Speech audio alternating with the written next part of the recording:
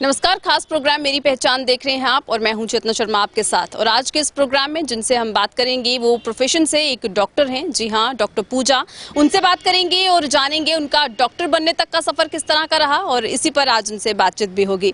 तो चलिए चलते हैं। तो डॉक्टर पूजा इस वक्त मेरे साथ मौजूद है, उनसे बात करते हैं। सबसे पहले तो मैम बहुत स्वागत है आपका। Thank you so much Chetana, thank you for having me here. जी, सबसे पहला सवाल यही रहेगा कि अपने बारे में सबसे पहले बताइए कि किस तरह से आपकी जर्नी रही है और आप एक डॉक्टर हैं, स्पेशलाइजेशन किस में है आपकी? नमस्ते सबको, मेरा नाम डॉक्टर पूजा है। मैं doctor KD's multi speciality hospital में as emergency head I am presently working here. To begin with I am basically from Katra Vaishno Devi, सबको पता ही है। तो मेरी अर्ली एजुकेशन, चाइल्डहुड एजुकेशन सारी कटरा इटसेल्फ से हुई है। I was there, I was studying there. Then after that I shifted over to Dalhousie. So there's a school there, Sacred Heart Convent. So I've done my higher education from there, क्योंकि उस time पे कटरा में बहुत अच्छे schools नहीं थे, तो वहाँ पे फिर मैंने अपना आगे का एजुकेशन किया। उसके बाद 12th के बाद again I came back here और फिर MBBS एस्कॉम से, and then I've done my house jobs and other things from GMC Jammu. उसके बाद फिर मास्टर्स इमरजेंसी मेडिसिन नारायणा से किया। So after working there, now I have shifted here as head of the Department of Emergency Medicine. तो जिस तरह से आपने अपनी जर्नी के बारे में बताया कि किस तरह से स्कूलिंग हुई है, किस तरह से आपने अपनी MBBS की पढ़ाई भी की, लेकिन जिस प्रोफेशन में आप हैं, बचपन से ही जब बच्चा बड़ा हो रहा होता है तो उसके दिमाग में ये चीज़ डाली जाती है। कुछ ऐसे मेन स्ट्रीम प्रोफेशंस हैं जो बच्चे को कहा जाता है कि आप बड़े होकर ये बनेंगे, आप टीचर बनेंगे, आप डॉक्टर बनेंगे या फिर आप इंजीनियर बनेंगे, और बाकी जो हमारे प्रोफेशंस हैं उस पर बहुत कम फोकस किया जाता है। क्या बचपन से आपको भी फैमिली की तरफ से ऐसा ही कुछ प्रेशर था कि आप भी बड़े होकर जो है डॉक्टर बनेंगी, या आपका खुद का एक सपना था और उसके बाद आपने उस सपने को पूरा करने की कोशिश की? To be honest, family pressure था मेरा डॉक्टर बनने का। एज यू से, उस टाइम पे my father always said that being a doctor for girls, it is a noble profession, and you know girls should have a professional course, or being a doctor is very safe also, and it gives, you know, it is a way of giving to the society also. तो उनकी तरफ से बहुत pressure था, you know, like for becoming a doctor. यानी आपने एक तरह से एक ऑनेस्ट कन्फेशन आपने किया है कि फैमिली की तरफ से एक प्रेशर था, लेकिन जब आपने MBBS की सीट निकाली या जब आपने इस प्रोफेशन में आए तो उस वक्त कैसा लगा कि आपने सही फील्ड चूज़ की? जो फैमिली की तरफ से हर बार जो कहा जाता था कि आप एक डॉक्टर बनिए, आप एक डॉक्टर बनिए, तो वो एक अंदर से एक जो सेटिस्फेक्शन आती है, क्या वो आपने महसूस किया? Yes. See, I'll tell you, I wanted to be a reporter always. Okay. I wanted to be into the journalism, but वही family pressure था. You know, after you know when we started MBBS, उस time पे हाँ 1-2 साल लगे मुझे adapt होने में, but then I started liking it. और अब तो I love my job. I love what I do. I love to come to hospital and serve patients, and मुझे बहुत अच्छा लगता है। तो फैमिली का कितना शुक्रिया अदा आप करते हैं कि उन्होंने आपको कहीं ना कहीं मोटिवेट किया, उन्होंने ही आपके दिमाग में डाला कि आप ये प्रोफेशन जो है ये चूज़ कीजिए। और जिस तरह से कहा जाता है कि आपके अंदर वो जो एक बात है वो ज़रूर होनी चाहिए जब भी आप कोई चीज़ अचीव करना चाहते हैं, और उसी के साथ साथ लक भी ज़रूर होना चाहिए, और दोनों ही चीज़ें आपके साथ थी। आपकी फैमिली का सपोर्ट आपके साथ था क्योंकि वो चाहते थे कि आप इस फील्ड में जाएँ। अब फैमिली से जब आपकी बात होती है या जब कभी आपके प्रोफेशन को लेकर बात होती है, तो कभी ऐसा कोई जिक्र आप करते हैं कि उन्होंने आपके दिमाग में ये चीज़ डाली कि आपको MBBS करनी है और उसके बाद आपको एक डॉक्टर बनना है? Definitely, I am very thankful.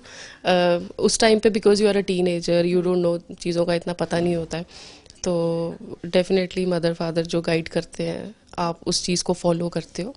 But अभी तो definitely I am very thankful to them. I am very thankful to my family, to my parents, to my father, mother, everybody who encouraged me to take up this profession, who मतलब inculcated into me that आप ये करो, आप इसी के साथ आगे बढ़ो और ये अच्छा है आपके लिए। yes. लेकिन वहीं पर जहाँ इंडियन सोसाइटी की अगर हम बात करते हैं तो एक डिस्क्रिमिनेशन जो है वो ज़रूर देखने को मिलता है। क्या बचपन से कभी आपको ऐसा आपको फेस करना पड़ा हो जहाँ पर आपको ये लगा हो कि फैमिली में जो जिस तरह का ट्रीटमेंट आपके जो ब्रदर्स को मिल रहा है या जो मेल मेम्बर्स हैं उन्हें मिल रहा है, वैसा जो वहाँ जो आपकी फैमिली में जो गर्ल्स हैं उन्हें नहीं मिल पाया हो, या सोसाइटी में कभी आपने ऐसी चीज़ देखी हो जिससे आपको लगा कि जो चीज़ें हो रही हैं ये सही नहीं है? सी आई टेल यू, हर फैमिली की एक स्टोरी होती है, हर एक फीमेल की, हर एक मेल की, everybody has a story in life. So ऐसे ही बिकॉज वे बैक जैसे कटरा में we had a joint family. So my father was my father is a very progressive thinker. So he always said कि girls को they should have a अपनी mean of earning कुछ होना चाहिए through a noble profession. So it was his thought and I'm very thankful that उन्होंने ऐसा सोचा मेरे लिए और मैं हूँ. और रही जेंडर इक्वालिटी की बात जो आप कर रहे हैं, इट वॉज नेवर देयर. मैंने कभी हम बड़े ही नहीं हुए हैं ऐसे, मतलब इस माहौल में. It was always equal for both, मतलब मेरे ब्रदर्स के लिए और मेरे लिए इक्वल था सब.